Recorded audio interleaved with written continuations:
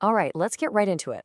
For a very long time, the whole conversation about autism and empathy has been pretty one-sided. But today we're going to look at a huge shift in that thinking, a new perspective that really changes the entire game.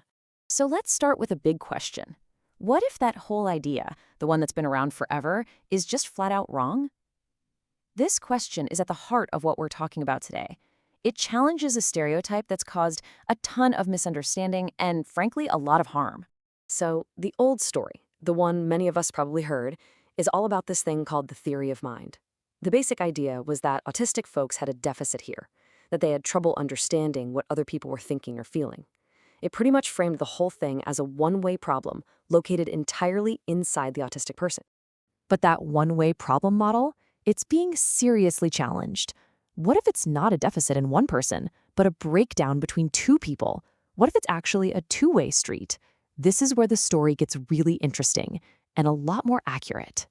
And this brings us to the core concept here, the double empathy problem. This idea was developed by an autistic researcher named Damian Milton, and it's a real game changer. It says that empathy isn't this static thing one person has or doesn't have. It's a mutual process. The problem isn't a lack of empathy in one person, but a breakdown in understanding when two people who experience the world very differently, say an autistic and a non-autistic person, try to connect. And this slide, wow, it lays it out perfectly. On the left, you've got that old view. All the weight is on the autistic person to figure it out. But look at the right. The new view says, hey, this struggle goes both ways. Non-autistic people have just as much trouble understanding the autistic experience. It's mutual. Here's a really great way to think about it. It's not that one person's radio receiver is broken. It's more like two people are both trying to communicate, but they're broadcasting on completely different frequencies. Both signals are perfectly fine, they're valid, but they just can't connect. It's a mismatch, you see, not a defect.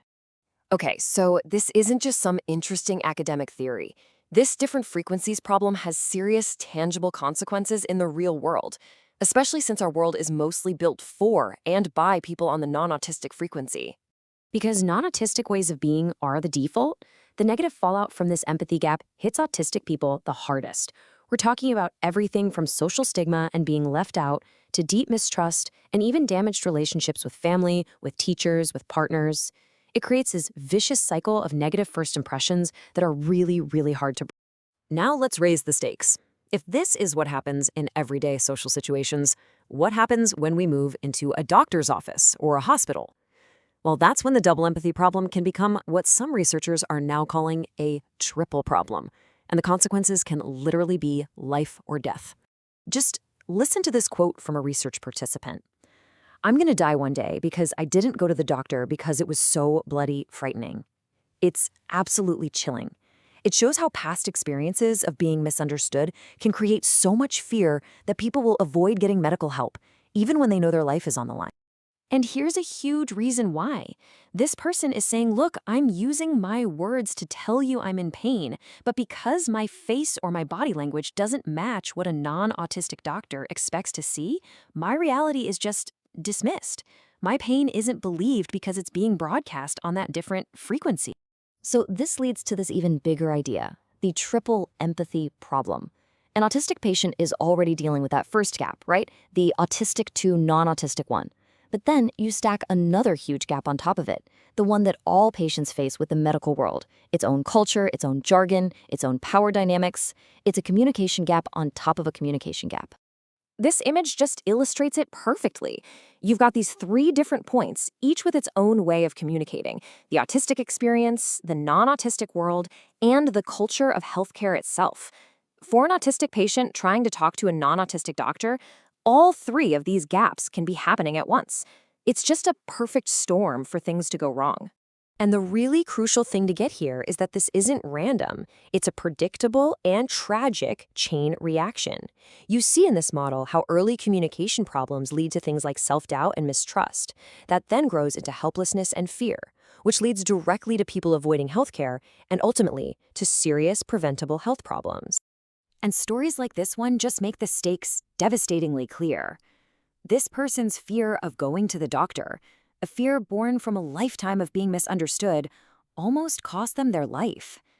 The system wasn't just hard to access. It was so terrifying that a life-threatening emergency was almost ignored until it was nearly too late. Okay, so after all that, which is heavy, I know, where do we go from here? Understanding the problem is the first step, so how do we start building a bridge across this huge divide? Well, the first thing we have to admit is that right now, the situation is totally lopsided. Even though we know the communication gap goes both ways, the burden, the responsibility for fixing it, is placed almost entirely on autistic people. They're the ones expected to learn the neurotypical frequency while not much is asked from the other side. But things are starting to change, and that's the good news. Frameworks like this one, Autistic Space, are being created to help shift that burden onto professionals and systems. This isn't just about a checklist, it's about a whole new mindset. It gives doctors practical tools they can use to make real adjustments, things like making the environment more predictable, adapting how they communicate, and just practicing real active empathy. It's about creating a space where shared frequency is actually possible. And really, the big takeaway here isn't just for doctors. These principles, being clear, being patient, assuming the other person is competent, are things all of us can use to bridge the empathy gap in our own lives. So we end up back where we started, but the question has totally changed. The double empathy problem shows us that pointing fingers is just a dead end. The real question, the one that can actually lead to progress, isn't who lacks empathy, it's how can all of us, autistic and non-autistic alike, get better at tuning into each other's frequencies and truly, genuinely practice empathy.